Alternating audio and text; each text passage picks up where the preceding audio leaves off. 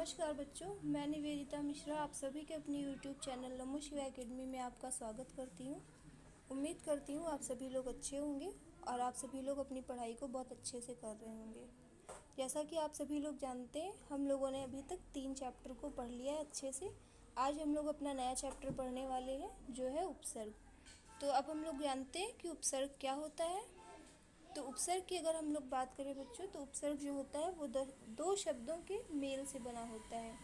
पहला उप और दूसरा सर्ग। उप का जो अर्थ होता है बच्चों वो होता है साथ या पास, और सर्ग का अर्थ होता है जुड़ना। अगर हम लोग बात करें कि उपसर्ग की परिभाषा क्या होती है, तो ऐसे शब्दांश जो किसी भी शब्द के प्रारंभ में या पूर्व कह लें या पहले कह लें, जुड़कर उसके अर्थ में परिवर्तित या प्रभावित मतलब चेंज कर देते हैं उसके अर्थ को, उसे हम लोग उपसर्ग कहते हैं। ऐसे शब्दांश जो किसी शब्द के पहले जुड़कर उसके अर्थ को परिवर्तित कर देते हैं या बदल देते हैं, उपसर्ग कहलाते हैं। अब हम लोग बात करेंगे उदाहरण की। तो उदाहरण में जैसे देखिए, पहला वी हो गया और दूसरा हार, विहार। यहाँ देखिए बच्चों, हार के पहले उपसर्ग जोड़ा गया है। उपसर्ग क्या है? वी है। और ये जो उपसर्ग होता है बच्चों, इनका कोई अपना स्वतंत्र अर्थ नहीं होता है। ये शब्द के साथ जुड़कर ही उनके अर्थ को प्रभावित कर देते हैं। जैसे हार जो है वो बच्चों शब्द है, पर जो वी है वो शब्द नहीं है, ये शब्दांश है। उपसर्ग जो होता है बच्चों वो शब्दांश होता है। वी में, हार में अगर हम लोगों ने वी उपसर्ग जोड़ा है तो क्या एक नया शब्द बन गया हम लोगों का? विहार। विहार किसका पर्यायवाची? वन का, वाटिका का, इसका हम लोगों का पर्यायवाची भी होता है विहार। अगर हम लोग दूसरे एग्जाम्पल की बात करें तो हम लोगों का दूसरा एग्जाम्पल है विधान। विधान देखिए, धान जो है आपका शब्द है। धान क्या है? धान की फसल होती है। धान शब्द के साथ कौन सा शब्दांश जोड़ा गया है? वी जोड़ा गया है। तो वी हम लोगों का क्या है? उपसर्ग है। और धान जो है शब्द है। इसको जोड़ के क्या बना है? विधान बना है। अब हम लोग बात करेंगे कि उपसर्ग की विशेषताएं कौन कौन सी होती हैं। जैसा कि मैंने आप लोगों को पहले ही बताया है बच्चों कि ये शब्दांश होते हैं, ये शब्द नहीं होते हैं। शब्द और शब्दांश में अंतर होता है। शब्द जो होता है उसका एक पूर्ण अर्थ होता है। मतलब जैसे हार हुआ, हार का अर्थ है। हार का अर्थ क्या है? मतलब हार जाना, जैसे पराजय होना किसी भी चीज़ में। और एक हार का अर्थ है आभूषण। ये शब्दांश होते हैं। जैसे हम लोगों ने पढ़ा वहाँ पर विहार, वी धन हार। हार का तो अर्थ निकला, पर वी का कोई अर्थ नहीं होता है। वी एक शब्दांश है, शब्द का अंश है, ना कि शब्द है। ये हम लोगों की पहली विशेषता है कि ये शब्दांश होते हैं। दूसरी विशेषता ये है कि ये किसी भी शब्द के प्रारंभ में ही जुड़ते हैं। अभी मैंने आप लोगों को बताया था कि जो उपसर्ग होते हैं वो शब्द के प्रारंभ में जुड़कर ही उसके अर्थ को परिवर्तित या प्रभावित कर देते हैं। और जैसा कि ये भी मैं आप लोगों को बता चुकी हूँ, इनका कोई अपना स्वतंत्र अर्थ नहीं होता है। बच्चों, उपसर्ग का कोई स्वतंत्र अर्थ नहीं होता है, और ये जिस शब्द के साथ ही जुड़ते हैं उसके अर्थ को ही परिवर्तित कर देते हैं। और बच्चों, इसका अगला नियम जो है, इनमें संधि नियम लागू होता है, पर हमेशा लागू हो ये आवश्यक नहीं होता है। कहने का मतलब ये है कि जैसे किसी किसी शब्द में तो आप देखेंगे कि ये संधि के नियम के अनुसार ही चल रहे हैं, पर कहीं कहीं आपको ये भी देखने को मिलेगा, जैसे कि हम लोग केमिस्ट्री में समझते हैं एक्सेप्शंस, जो एक रूल को फॉलो नहीं करते हैं। उसी प्रकार हिंदी में भी यहाँ पर भी हम लोगों को एक्सेप्शन देखने के लिए मिलेगा कि यहाँ पे जो रूल फॉलो हो रहा था संधि का, अब वो आगे नहीं फॉलो करेगा। इसी वजह से इसमें संधि नियम लागू होता है, लेकिन लागू रहे ये आवश्यक नहीं है। अब हम लोग बात करेंगे बच्चों, उपसर्ग के प्रकार कितने होते हैं। तो उपसर्ग के, जैसा कि आप सभी लोग जानते हैं, 3 प्रकार होते हैं। पहला कौन सा होता है? तत्सम या संस्कृत भाषा के उपसर्ग। दूसरा तद्भव या हिंदी भाषा के उपसर्ग। बच्चों, शब्द लिख गया है, ये मेरी मिस्टेक है, यहाँ उपसर्ग कर दे रही हूँ मैं।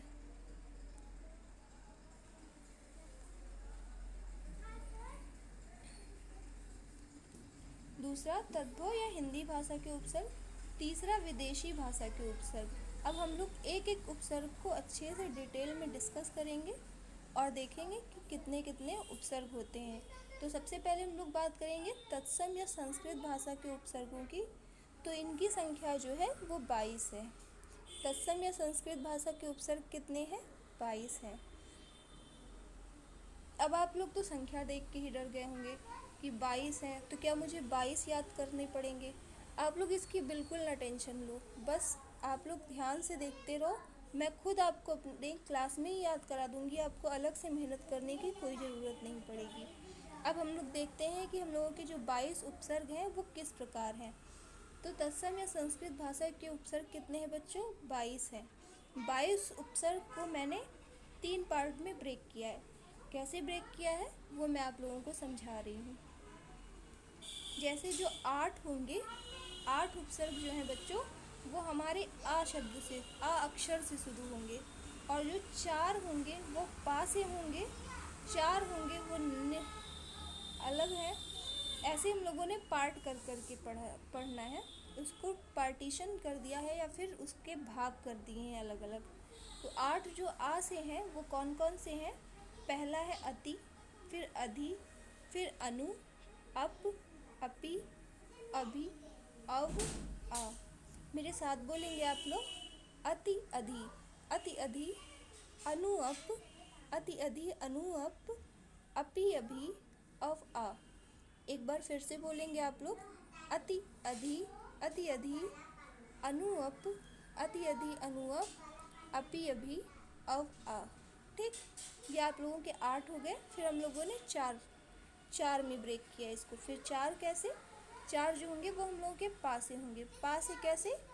पहले बोलिए प्र प्रति, प्र प्रति, परा परि, प्र प्रति, परा परि। एक बार फिर से बोलेंगे, प्र प्रति, परा परि।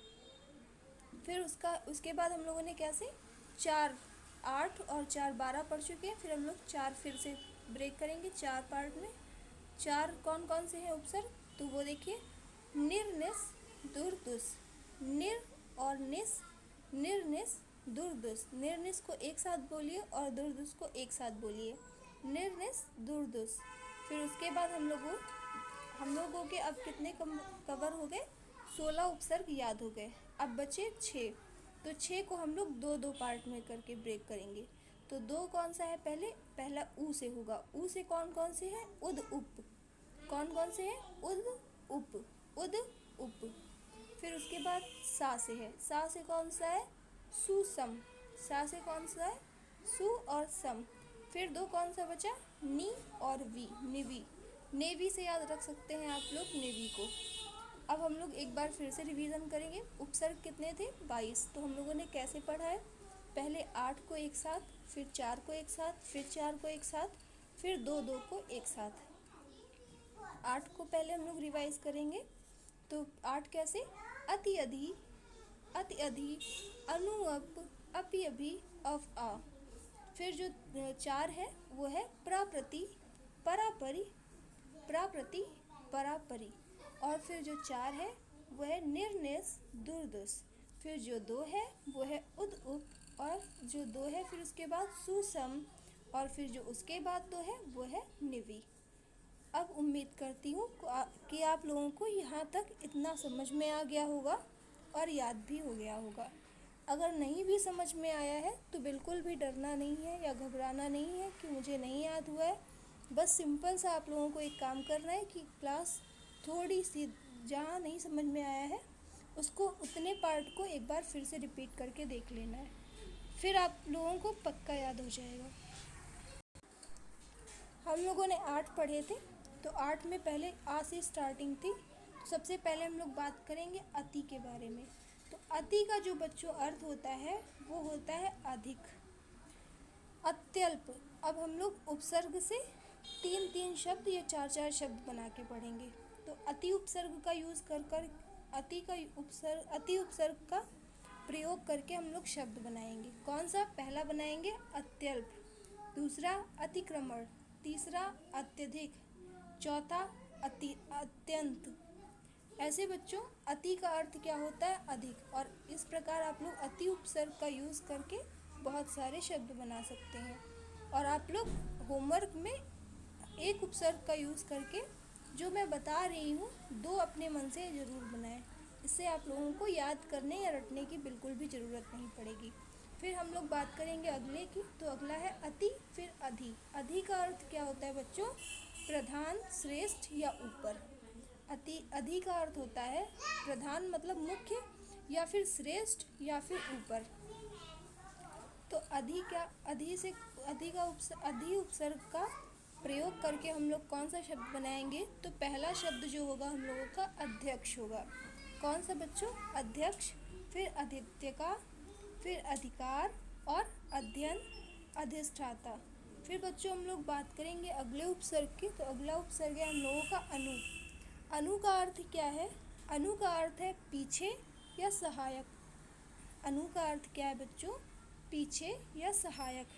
फिर हम लोग इसका प्रयोग करके अगर हम लोग शब्द बनाएंगे तो शब्द जो है कौन सा होगा? पहला अनुगमन, फिर अनुमान, अन्वेषण, अन्वीक्षक, अनुशासन।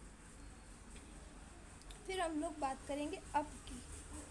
अप की बात करेंगे तो अप का मतलब होता है बच्चों बुरा, बुरा या विपरीत। मतलब किसी के बारे में आप लोग कुछ जैसे बुराई करते हैं या निंदा करते हैं। जैसे उपमान और अपमान आपने अक्सर सुना होगा। उपमान क्या होता है? किसी की समानता या तुलना करना, और अपमान क्या होता है? उसकी बुराई करना।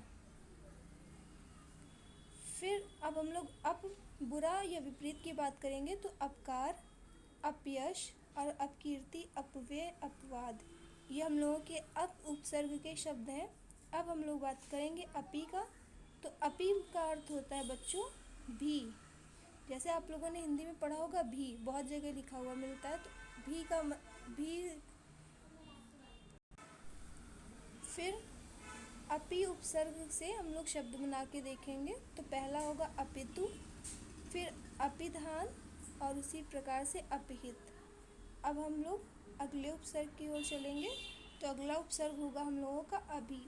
अभी का मतलब होता है ओर या तरफ। मतलब ओर क्या? मतलब किसी की ओर आप लोग इशारा जो करते हैं वो वाला ओर। अभी अभी उपसर्ग से हम लोगों का बनेगा अभिमान, अभ्यस्त। अभ्यस्त मतलब बच्चों निपुण होता है। अभिशाप, अभिशाप मतलब जानते हैं आप लोग, किसी को शाप दे देना। और अभिलाषा, अभिलाषा भी अभी उपसर्ग से बना है। अब हम लोगों का अगला उपसर्ग जो है वो अव है। अव का भी अर्थ होता है बच्चों बुरा या विपरीत। तो दो उपसर्ग का अर्थ होता है बुरा या विपरीत। पहला तो अप का और दूसरा तो अव का। अप और अव का अर्थ जो होता है वो बुरा या विपरीत होता है। तो अव से देखेंगे हम लोग कौन कौन सा शब्द बनाएंगे। पहला अवकाश, फिर अवधान, फिर अवहेलना। अब हम लोग अगले उपसर्ग पे आएंगे। तो वो हम लोगों का है आ। आ का अर्थ क्या होता है? तक होता है, तक। फिर अब हम लोग तक से हम लोग मतलब आ का प्रयोग करके आ उपसर्ग का शब्द बनाएंगे। पहला आकंठ, आमरण, आभरण, आगमन, आजीवन। ये गलत है बच्चों, व्याकरण नहीं। फिर हम लोगों ने यहाँ पर 8 उपसर्ग को पढ़ लिया है। कौन कौन सा? आ, अति, अधि। पहले तुम लोगों ने पढ़ा है आ से अति, अधि, अनु, अप, अपि, अभि, अव, आ। इतने पढ़ लिए हैं। अब हम लोग 4-4 करके पढ़ेंगे। तो पहला 4 कौन सा है? प्राप्रति, परापरि। तो अब हम लोग बात करेंगे प्राप्रति, परापरि को एक एक करके देखेंगे। प्रा का अर्थ होता है बच्चों पहले। अब हम लोग प्रा उपसर्ग का प्रयोग करके शब्द बनाएंगे। पहला शब्द जो होगा हम लोगों का प्रहार, दूसरा प्रसार, प्रभाव, प्रयोजन, प्रकार। ऐसे ही बहुत सारे शब्द बना सकते हैं आप लोग इसको होमवर्क में बनाना अपने मन से। फिर दूसरा होगा प्रति। प्रति का अर्थ क्या होता है बच्चों? प्रत्येक होता है। प्रत्येक मतलब हर एक। प्रति उपसर्ग के जो शब्द हैं वह है प्रतिदिन, प्रतिक्षण, प्रति माह और प्रतिवर्ष। फिर अगला उपसर्ग है हम लोगों का परि, परा। परा का अर्थ क्या है बच्चों? विपरीत या उल्टा। परा उपसर्ग का प्रयोग करके हम लोग बनाएंगे शब्द परामर्श, पराजय, पराभव। और फिर उसके बाद हम लोगों का अगला उपसर्ग है परि। परि का अर्थ होता है बच्चों चारों ओर। और परि का अर्थ होता है बच्चों चारों ओर। परि उपसर्ग का प्रयोग करके हम लोग बनाते हैं शब्द परिधान, पर्यटन, पर्यावसान और परिधि। परिधि बच्चों इंग्लिश में इसको सरकमफ्रेंस बोलते हैं, जो हम लोगों का सर्कल का होता है। फिर उसके बाद हम लोग बात करेंगे बच्चों अगले पे। पहले हम लोगों ने 8 पढ़ा, फिर 4 पढ़ा, फिर 4 पढ़ेंगे। 8 4 12 4 16 ऐसे पढ़ेंगे ब्रेक कर करके, जिससे आप लोगों को आसानी हो समझने में। तो पहले 8 हम लोगों ने कौन कौन से पढ़े थे? 8 जो थे वो हमारे आ शब्द से शुरू होते हैं। अति, अधि, अनु, अप, अपि, अभि और अव, आ। फिर 4 हम लोगों ने 4 पढ़ा है पा से प्र, प्रति, परा और परि। अब हम लोग फिर अगला 4 पढ़ेंगे निर, निस और दुर, दुस। तो अब हम लोग बात करेंगे निर की। निर का अर्थ होता है रहित या बिना, मतलब किसी चीज़ के बिना। तो इससे शब्द जो बनेंगे निराशा, निर्धन, निर्गुण, नीरस, नीरव, निरंतर और निरोग। आप लोगों को याद करने की बिल्कुल भी ज़रूरत नहीं है बच्चों, जो मैं शब्द बता रही हूँ। बस आप लोगों को उपसर्ग आना चाहिए और ज़्यादा से ज़्यादा उसका अर्थ पता होना चाहिए। उम्मीद करती हूँ कि मैं ऐसे समझा रही हूँ कि आप लोगों को बिल्कुल अच्छे से समझ में आ रहा होगा। उपसर्ग आप लोगों को बिल्कुल नहीं याद करना है, आप बस एक बार मेरे साथ अच्छे से पढ़ लीजिए। मैं इतना तो डेफिनेटली कह सकती हूँ कि अगर परीक्षा में पूछा जाएगा तो आप लोग बिना सोचे समझे टिक कर देंगे कि हाँ यही सही आंसर होगा। फिर उसके बाद हम लोगों का अगला जो है उपसर्ग निस है। निस का अर्थ भी बच्चों होता है रहित या बिना, लेकिन हम लोग यहाँ देखिए बच्चों निस के कुछ नियम हैं, तो इसमें आप लोगों को कन्फ्यूज़न ना होने पाए इस वजह से मैंने इसको ऐसे लिख दिया है। निस के बाद अगर का या पा आएगा तो वो मूर्धन्य शा में परिवर्तित हो जाएगा। निस के बाद अगर चा या छा या शा कोई भी आएगा तो वो शा के रूप में परिवर्तित हो जाएगा। और निस के बाद बच्चों यदि अगर ता, था या सा आएगा तो वो सपेरा वाले सा के रूप में परिवर्तित हो जाएगा। तो अब हम लोग देखिए निस उपसर्ग का प्रयोग करके शब्द देखिए।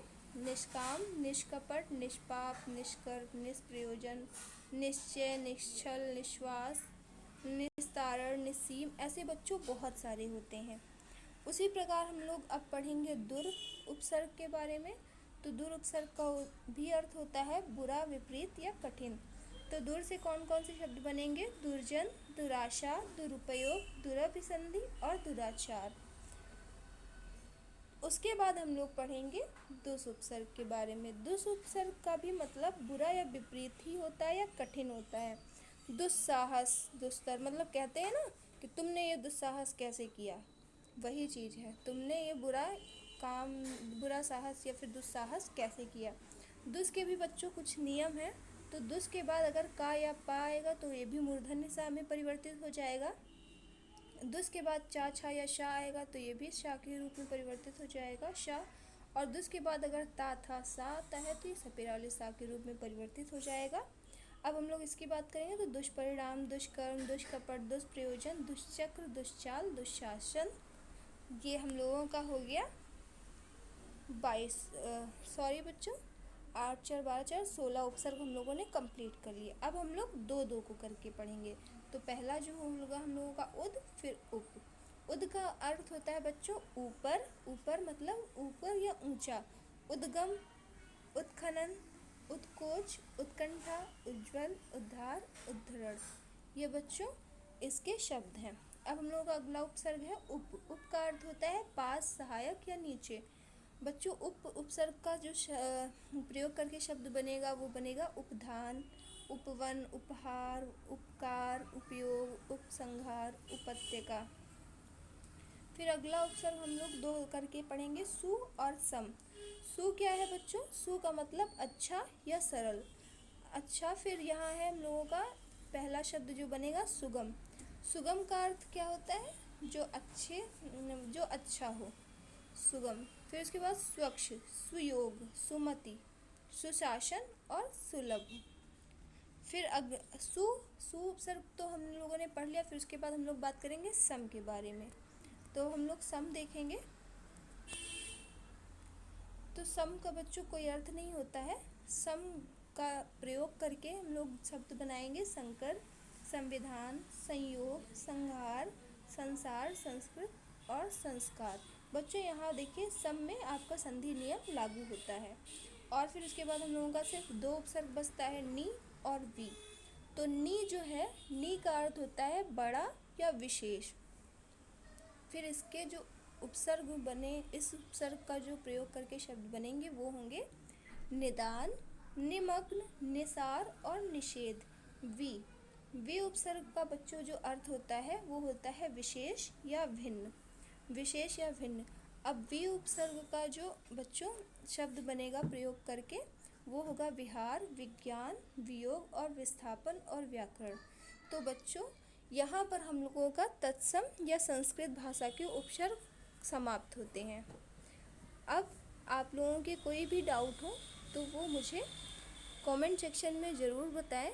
और आज आप लोगों के लिए एक छोटी सी स्टोरी सुनाऊंगी मैं, जिससे आप लोग उम्मीद करूंगी कि थोड़ा सा मोटिवेशनल फील करेंगे। लेकिन पहले आप लोगों को अच्छे से पढ़ाई करनी होगी उसके बाद, ठीक। तो अब हम लोग बात करेंगे तद्भव या हिंदी भाषा के उपसर्ग के बारे में। तो अब हम लोग देखेंगे कि तद्भव या हिंदी भाषा के उपसर्ग कौन कौन से होते हैं। उम्मीद करती हूँ कि आप लोग बोर बिल्कुल भी नहीं हो रहे होंगे। अब लाइव क्लास तो है नहीं कि आप लोग मुझसे बात कर रहे होते तो फिर ठीक रहता। अब इसी वजह से आप लोगों को लास्ट में स्टोरी सुनाऊंगी, तो लास्ट तक आप लोगों को ज़रूर रुकना है। पहला जो होता है इसमें आ, फिर अध, अन, उ, औ, उन, नि, पर, बिन भर, सम, दूती, चौपच। आप लोगों को लर्न करने का तरीका बताती हूँ, ठीक। कैसे आप लोगों को ये याद करना है और मेरे साथ बोलेंगे, आप लोगों को याद ही हो जाएगा। तो यहाँ देखिए आ अध, आ अध, अन उ, औ उन, नी पर, बिन भर, सम, द्विती, चौपच। कैसे याद करना है? आ अध, अन उ, औ उन, नी पर, बिन भर, सम, द्विती, चौपच। कैसे याद करना है? आ अध, अन उ, औ उन, नी पर, बिन भर, सम, द्विती, चौपच। यह आप लोगों के हो गए बच्चों हिंदी भाषा के उपसर्ग। अब हम लोग बात करेंगे एक एक के बारे में। आ का अर्थ होता है बच्चों नहीं। आ से देखिए कौन कौन से शब्द बनेंगे? असत्य, अयोग्य, अभाव, अकारण। अध से कौन कौन से शब्द बनेंगे? अध का अर्थ होता है आधा।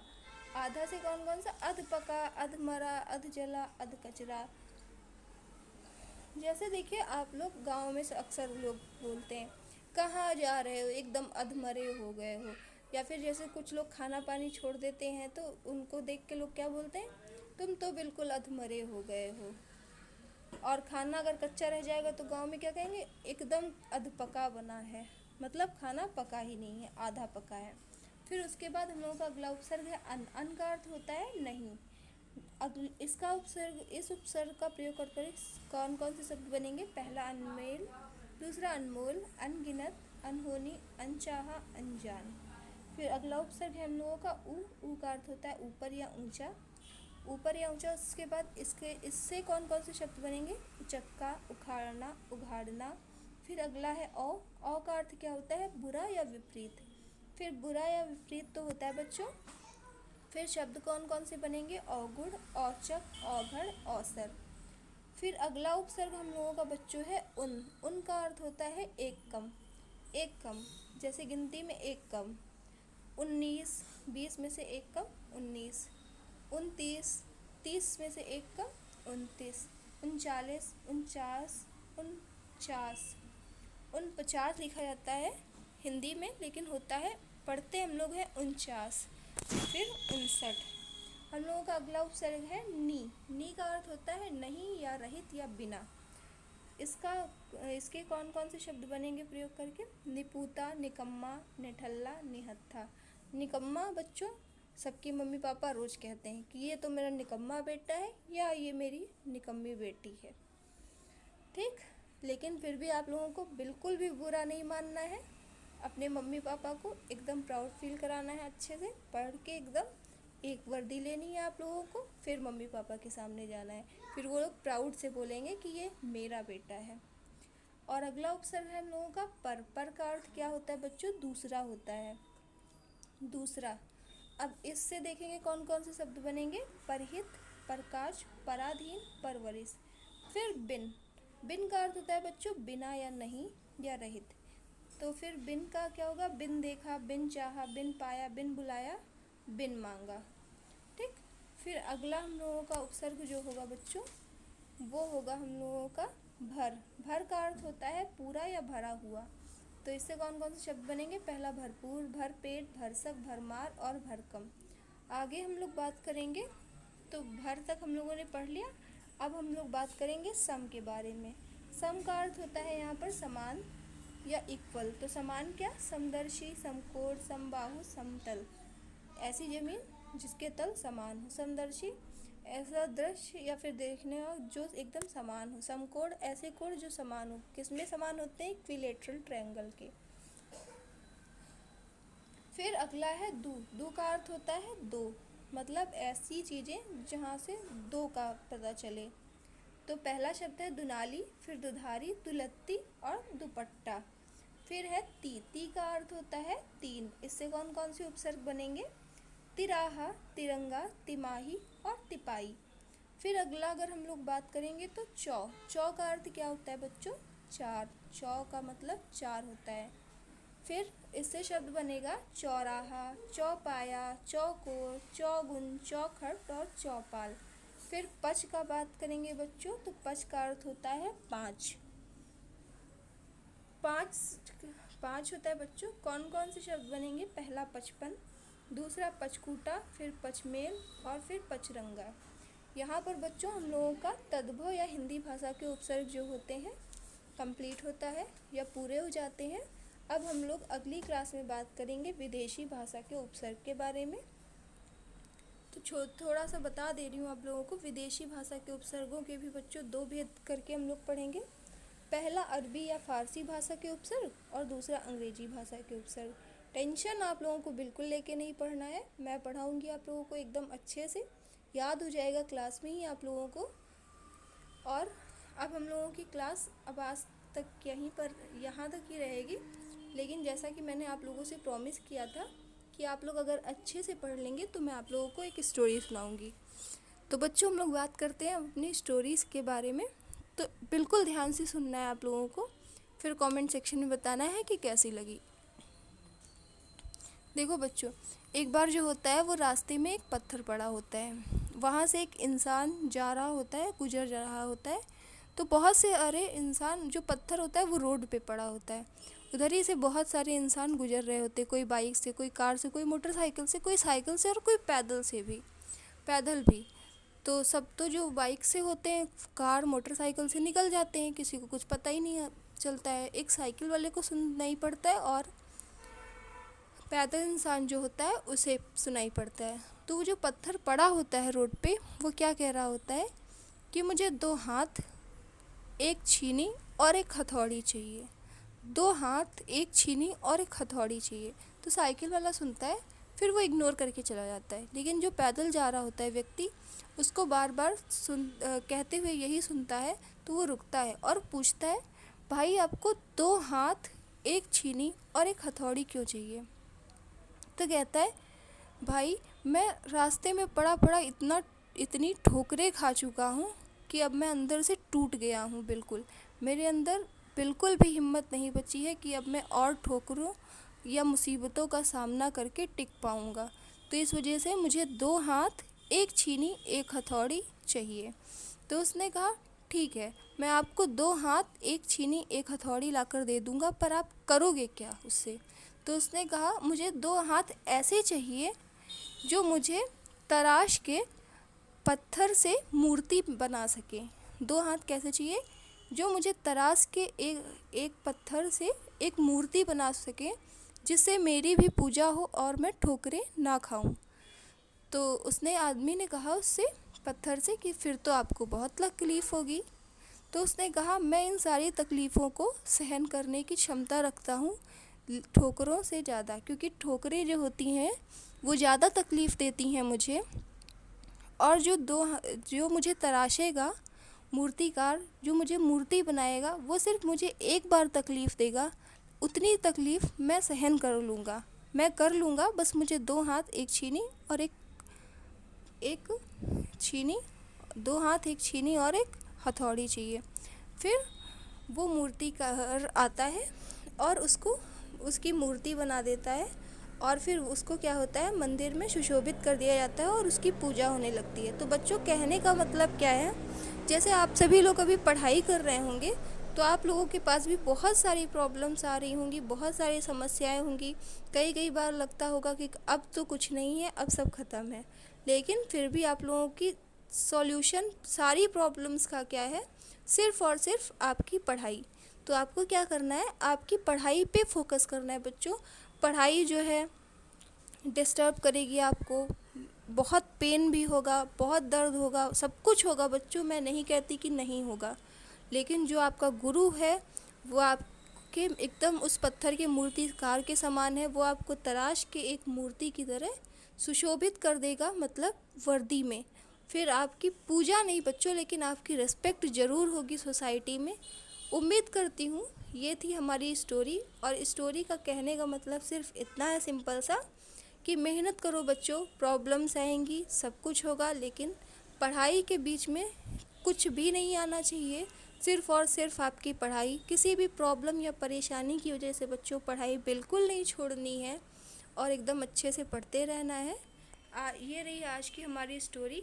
फिर आज हम लोगों की क्लास कंप्लीट हो चुकी है। अब हम लोग कल अपनी क्लास को आगे कंटिन्यू करेंगे। तो आज के लिए बच्चों धन्यवाद, थैंक यू।